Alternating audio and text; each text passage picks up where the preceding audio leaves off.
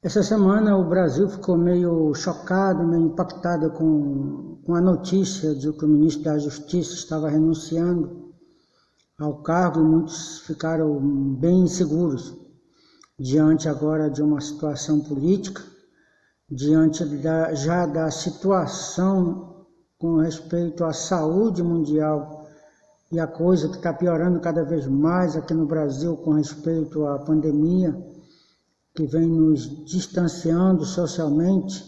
Já vínhamos sofrendo também com os problemas econômicos que o nosso país vinha passando. Com certeza algumas pessoas podem estar se desesperando. Nós notamos isso em vendo em algumas postagens, em algumas redes sociais, algumas pessoas, de certa forma, mostrando o seu descontentamento, a sua preocupação, muitas vezes tentando defender um lado, o outro, e começando de novo aquela divisão que houve na época de eleição. E eu queria exortar principalmente os irmãos em Cristo, os servos de Deus, aqueles escolhidos por Deus para glorificar seu nome, para meditar em alguns textos da palavra de Deus, para nos consolar e que tenhamos isso também como palavra para consolar os outros. Gostaria que você abrisse sua Bíblia para Daniel, capítulo 2, versículo 20 e 21, onde nós vamos ver alguns textos, além de Daniel, alguns textos também no Novo Testamento, que mostram que Deus tem o controle de toda a história, tem o controle de tudo o que está acontecendo. E como isso deve afetar a nossa vida? O que isso deve ter de efeito para nossas vidas? Daniel capítulo 2, versículo 20, principalmente no versículo 21, ele diz: porque dele é a soberania e o poder. Depois, no versículo 21, ele diz: é ele quem muda o tempo e as estações. É ele quem remove reis e estabelece reis.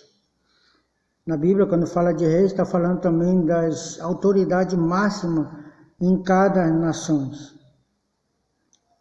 E diz também que ele é quem dá sabedoria ao sábio e entendimento ao entendido. O que nós aprendemos em Daniel? E preste atenção, você crê nisso? Talvez você já sabia disso. Importante muitas vezes nós trazermos à memória algo que já sabemos das Escrituras, para nos exortar a viver de acordo com as Escrituras. Esse texto nos mostra que Deus tem controle das condições climáticas. Deus estabelece o tempo, é Ele quem muda o tempo e muda as estações. Deus tem controle dos líderes das nações. É Ele quem move reis e estabelece reis. Ele tem o controle do pensamento das pessoas. Veja o que diz o versículo 21. Ele que dá sabedoria ao sábio, entendimento ao entendido. Agora veja o que diz Atos 17, versículo 26.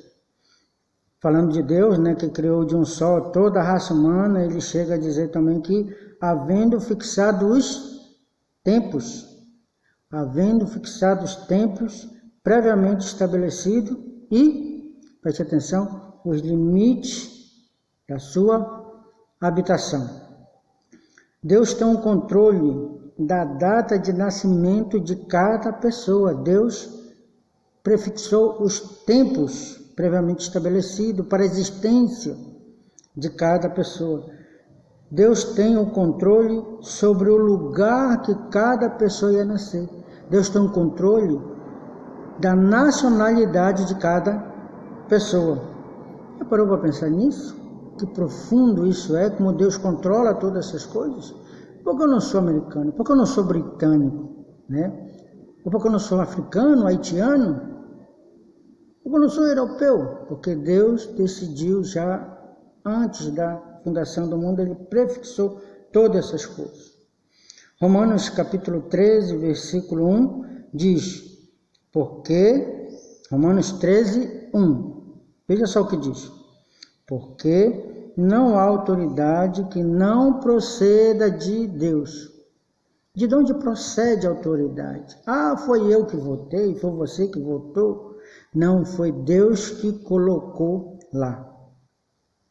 É Deus que estabelece, que remove reis. É Deus que coloca e que tira presidente. O presidente vai sair? Não se preocupe com isso. Se Deus quiser que ele fique lá, ele vai ficar. Se Deus quiser que ele saia, se Deus já tiver pré-estabelecido, ele vai sair. Não fique preocupado tentando ganhar pessoa para cá, para votar, para aqui, e pegar pessoas. Nós devemos nos preocupar com outras coisas que vamos ver mais adiante. Como isso deve afetar nossa vida?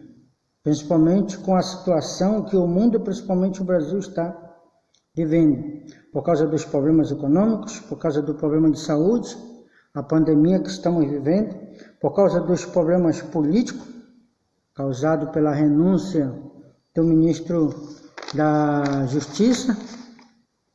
Jesus exortou o povo judeu fortemente, comparando eles com os gentios, povo que não conhece a Deus. Veja em sua Bíblia, Mateus, capítulo 6, versículo 31, ele diz: não vos inquieteis. E aí ele vai dizer algumas coisas que nós não devemos nos preocupar. Com o que comer, com o que beber e com o que vestir. Aí no versículo 33, depois de nos exortar para não nos inquietar com isso, e nos comparar aqui e dizer fortemente de quem se preocupa com isso, são os gentios. E os judeus sabiam que os gentios eram pessoas que não conheciam a Deus, que adoravam outros deuses, que eram ignorantes espiritualmente. Versículo 33, ele diz: pois buscai primeiro o reino de Deus e a sua justiça. Buscai, pois, em primeiro lugar o reino de Deus e a sua justiça. E ele acrescenta: e todas as outras coisas vos serão acrescentadas.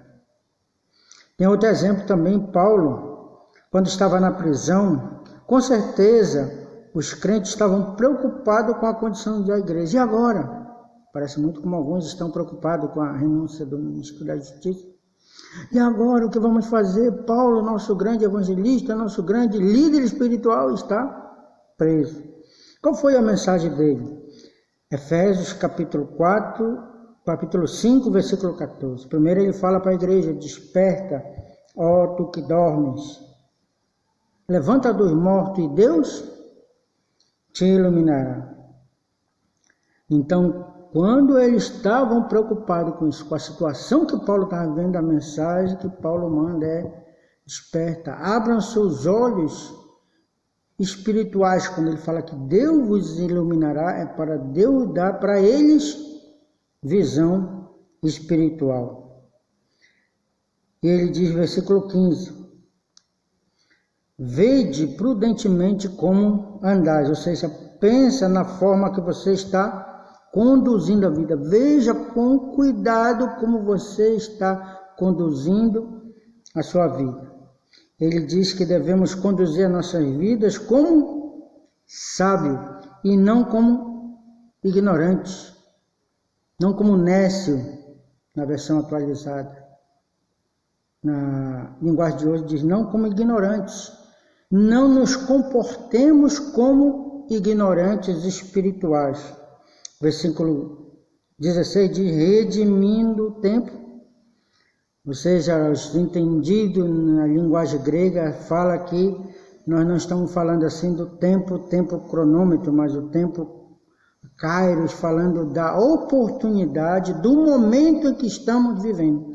Então, redimindo quer dizer aproveitando bem as oportunidades que estamos vivendo, porque os dias são maus.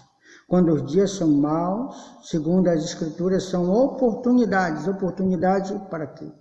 Para adoração verdadeira. Oportunidade para levar a mensagem do Evangelho para aqueles que estão sem esperança. Nestes momentos de dificuldades, devemos reconhecer a soberania de Deus, que Deus está no controle de tudo. Deus remove e Deus estabelece reis. Devemos atuar como sábios, não como ignorantes espirituais.